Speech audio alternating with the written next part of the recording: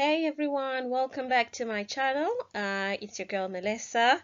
If it's your first time here, thank you so much for tuning in and welcome to the family. Don't forget to subscribe and also hit the notification bell so that you don't miss any of the videos that will be uploaded in this channel. Also, if you like today's video, feel free to give it a thumbs up as that will really help with my channel. So as you can see right in front of us is a slide talking about portion control. And we're going to be talking about portion control today, portion sizes. Most of us probably don't think about portion sizes when we eat. We tend to eat based on what we would usually have, how hungry we feel, and how much is in our plate. And so there's so many reasons. But having a healthy balanced diet is about getting the right types of foods and drinks in the right amounts. It is all about getting the portion sizes right for you. But what makes it different is we're all different individuals and we have different needs, therefore we need different amounts of foods and our demands are different. So some of the things that make us need different calories or that makes us different from each other is maybe the level that we exercise. Some tend to be more active than others, or maybe I've got more jobs that are active than others. Our height, our age, genetics, the diet, the types of foods we eat. Certain foods tend to increase our metabolism, which burns fat, and also our gender tends to affect how much we eat and how much we need. We've got medication, so some people that are on certain type of medication, they tend to help or hurt our metabolism, so therefore the demands of our bodies are different, as well as muscle mass. So the more muscle you have, the more calories your body can burn. So again, that makes us different in terms of how much your body is going to need. Body size affects as well how much your body needs. Hormonal imbalances. So there's so many things that tend to affect how much we need. But in terms of what we're going to be talking about today, it's just what is recommended in general, but it's not what's recommended for everybody. It's just about balancing the food groups and finding the portion sizes that are right for you. So right in front of us, we've got sugar, and I thought I'll talk about sugar as is one of the major ingredients that leads to people putting weight on. It can be found in anything, so it could be naturally occurring in foods such as fruit, vegetables. It can be added into foods, so as refined sugar, as honey. You can also find sugar in processed foods and drinks. So whether you're eating sugar from good or bad sources, we still need to keep an eye on the amount that we're having, as this can lead to other health effects such as your teeth. It can affect your teeth, leading to tooth decay. It can affect your bone health. It can lead to high calorie consumption, leading to obesity. Eventually, that can lead to diabetes, heart disease, and so much more. Okay, so if it's for children, then it's just recommended to have about 5 cubes a day added, and then it's for 7 to 10-year-olds about 6 cubes, and then for 11 years and above, then just about 7 cubes. So that seems like it's not a lot, but if you are to look at how many cups of tea you have in a day, if you're having any milkshakes or any sort of commercial drinks, then that can easily pile up. Okay, so cutting down on sugar can be very beneficial for your health. It can help with weight. It can help with dental problems. It can help even with urinary infections, because too much sugar in the body tends to feed bad bacteria in our body. So if you've got any wounds, or if you've got diabetes or infections all the time, then cutting down sugar can really help. And it can also help with weight loss. Okay, it might be hard for some, because some people might actually experience withdrawal symptoms. So you'll see that some people can have headaches, they can get moody. It all depends on the type of individual. But some of the things that can help with cutting down sugar is replacing it with a different alternative. So, for example, if you're making a cup of tea or herbal tea and you normally add white sugar in there, then you can try maybe honey or you can try sweeteners. In terms of honey, it will still have the same amount of calories, but at least it's a healthier alternative. Be cautious because you still need to watch how much you're adding to it. Whereas plant sweeteners, um, they tend to be okay, again in moderation, as there are some that can cause diarrhea. So there's also artificial sweeteners which you need to keep an eye on. Again, they are linked with bad side effects, and they can affect your health. So you just need to be careful of the type of alternative you're adding to your drinks, and just do a bit more research around that to see which option is safe. And in terms of practicing portion control with sugar, in some cases you might need to just avoid sugary drinks such as sodas, sports drinks, energy drinks, even something so small like sweetened teas and coffees that you have during the day. It might just be a matter of cutting down from 2 sugars to 1 sugar, and you do it gradually instead of cutting it out straight away. There is also some fruit juices, smoothies, milkshakes that can have quite a lot of sugar than you need, especially the ones that you buy from the shops. So it's just a matter of keeping an eye on some of the drinks that we're buying from the shops. If you can make them yourself, then the better. In terms of healthy alternatives, so that's water, especially now we're in the summer. If you need a nice cold drink, maybe water with ice. You can try herbal drinks, so you can be creative with your herbal drinks. Maybe you can add some ice and some fruit to them to just make them a bit sweet and a bit more healthier. You can have your green tea, your black tea, and your coffees unsweetened. The other thing that can help to cut down on sugar is cutting down on sugary desserts. So a lot of desserts tend to be packed with refined sugar, and this refined sugar, when it gets into our body, it tends to raise our blood sugar levels, and that tends to make you feel tired, and within a very short period of time that makes you very hungry. So you'll realize that before you know it, because you had so many calories before and now you're hungry again, you want so much more. So by the time it gets to the end of the day, you've already consumed more calories than you need. So instead of cakes, maybe pies and donuts and ice cream, you can try different alternatives, maybe frozen fruit, homemade shakes. You can try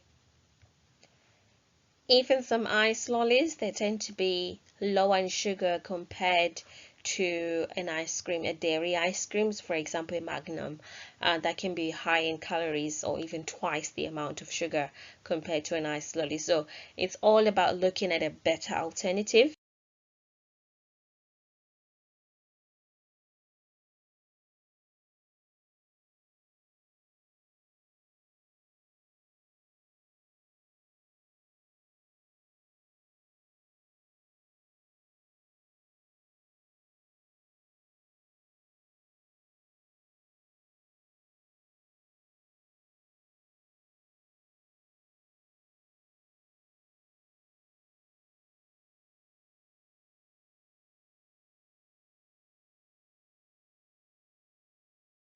The other ingredient I want to talk about with regards to portion control is salt. So salt tend to increase our blood pressure. And the sad thing about blood pressure is it's a silent killer. So if you're a person who is already at risk and you tend to add a lot of salt to your diet, then this can put you at an even higher risk. Okay, so in terms of guidelines, they usually recommend about 6 grams a day, but then again, that depends on your situation. Maybe you already have a health condition, so you might need to keep an eye on that. And in terms of how you can cut down on salt, so you need to check on your labels when you go shopping, and in some cases, salt won't be written as salt, but it might be written as sodium. So what you're looking for is the sodium content in the foods. Okay, cutting down on processed foods really help, as processed foods tend to contain a lot of sodium. So you need to cut down on processed foods by all means necessary. Occasionally, maybe here and there, frozen pizzas, ready-made meals, they tend to be convenient, but it comes with the price. The other culprits that tend to be high in salt are ready-made sauces, pasta sauces, marinating sauces. You need to keep an eye on that.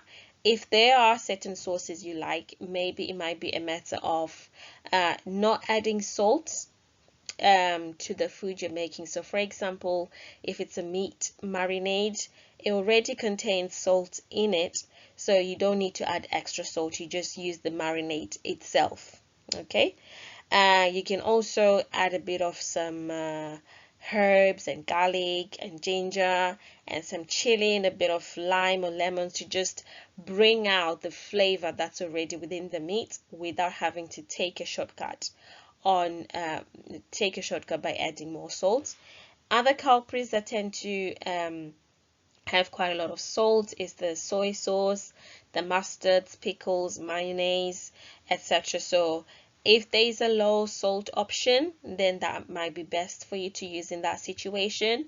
If you don't like those options, then it might be a matter of considering, can you just use the marinade without adding any extra salt or table salt on top.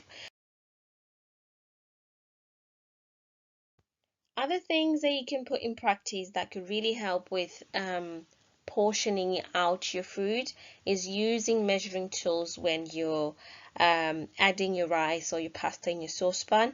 Instead of just gauging with your eye and just using your eye, I know there's a lot of people who do that. You can try maybe using your hand, sectioning out how many people are in your home and how many portions you will need. With rice and pasta, they tend to absorb the water and they will expand, so they won't be the same portion that they were when you added them. You could also try using teacups or mugs to just help you if you don't like using your hands. Other examples that can help, so if you're not sure, for your carbs you need at least 2 handfuls. If you're trying to lose weight, then I would recommend 1 handful of your carbs. As you can see in the picture, that's 1 handful, a quarter of your plate, and then the other quarter is filled with your protein. So that could be your beans, that could be your chicken, that could be your beef, and then the rest of the plate is filled with vegetables. Okay, so this is an ideal plate, especially if you're trying to lose weight or you're trying to just eat healthily, to make sure you're not consuming too many carbs, as that can lead to weight gain. All right, and also when you're dishing out your food, you can use a smaller plate. A smaller plate will trick your brain into feeling satisfied or thinking satisfied. You don't want to use a big plate, as this will make you feel like you're missing out, especially when there's very little food in it. So practicing portion control in the usual plate, it's not going to be a good equation. So you don't want to feel like you're missing out, and you don't want your brain to process a not so filled plate, as this can lead to you be feeling satisfied, and it can eventually lead to you snacking and overcompensating for the foods that you think you're missing. All right. The other thing is, what you could try is drinking water with your meals. So it could be a drink. It doesn't really have to be water. It could be juice. It could be a dilute.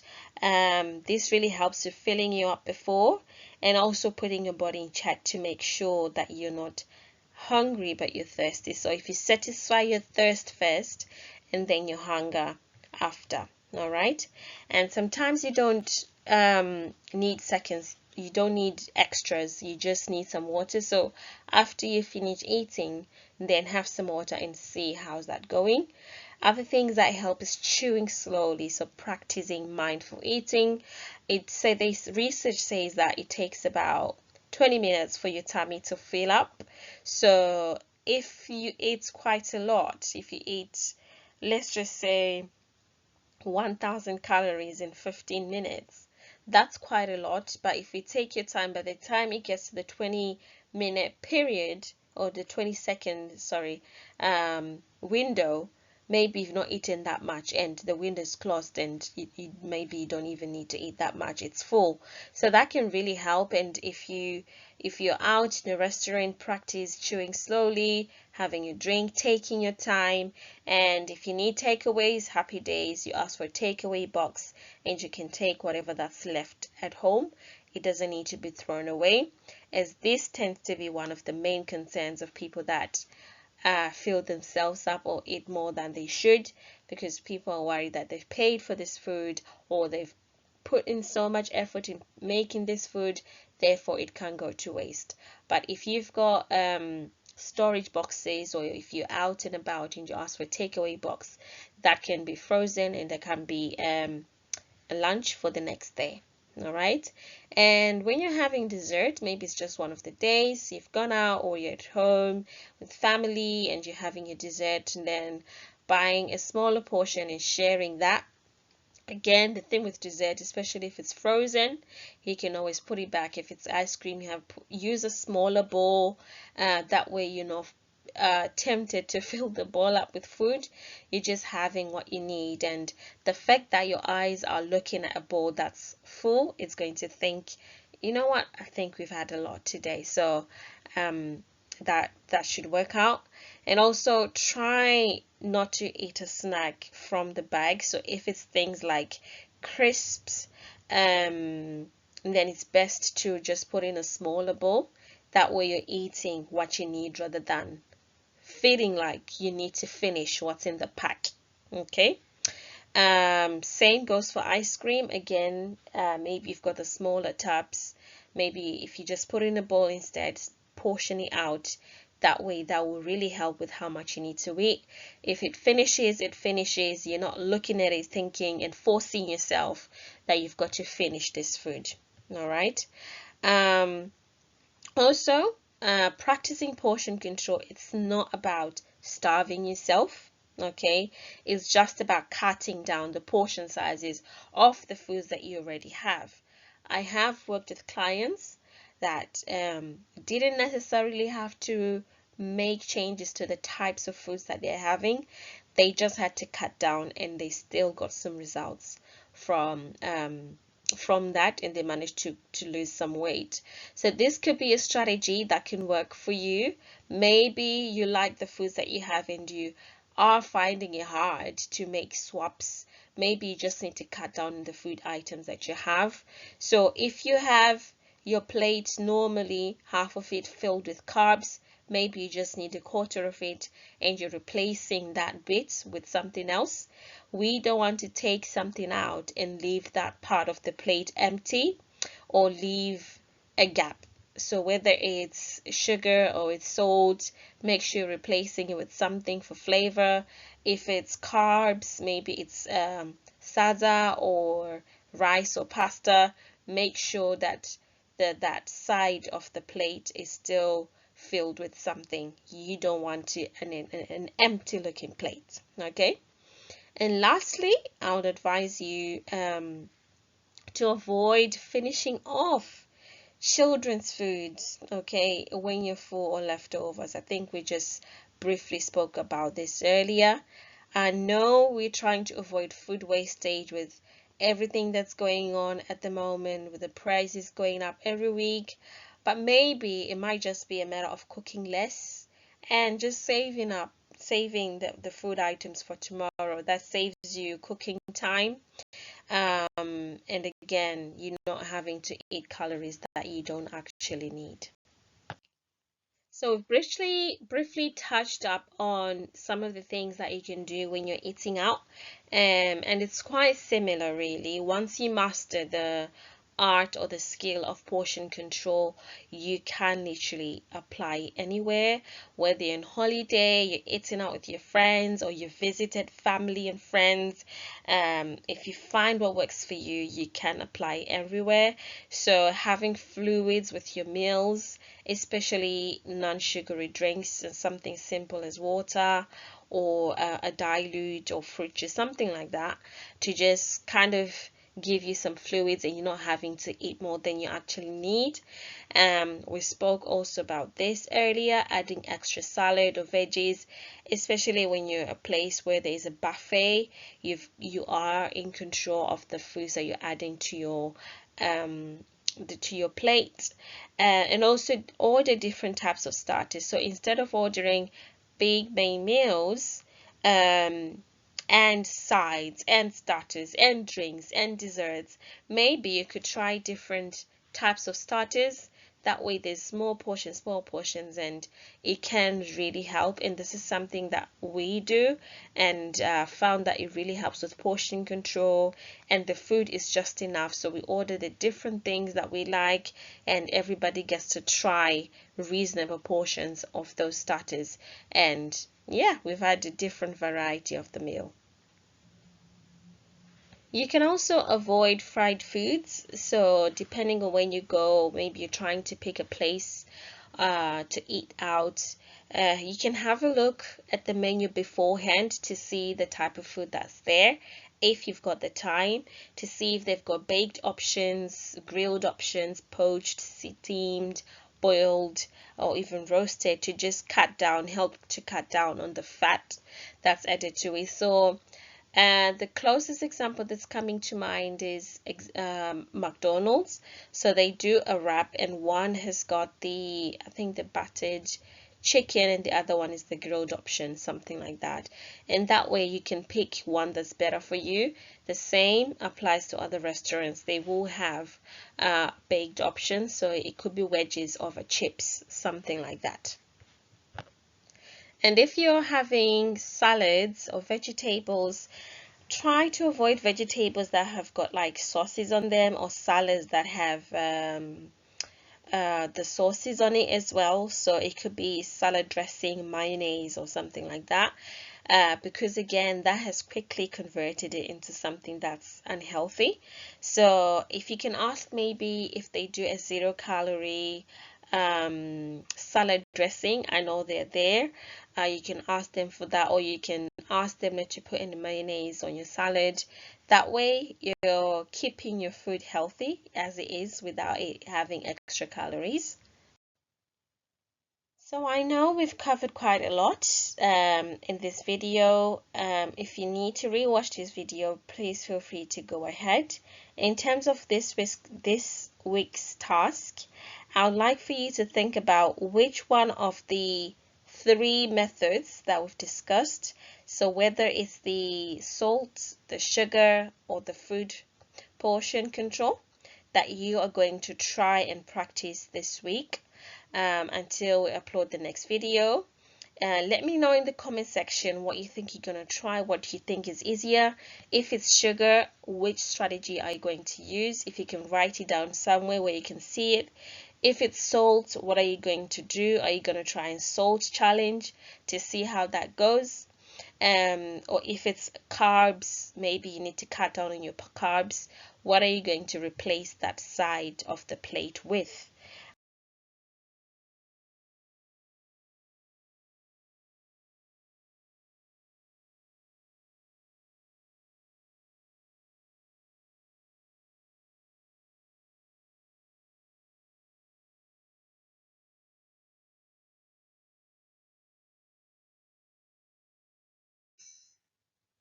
Thank you guys so much for watching, and thank you for tuning in into this video. If you've enjoyed this video and you've learned a thing or two, please give this video a thumbs up.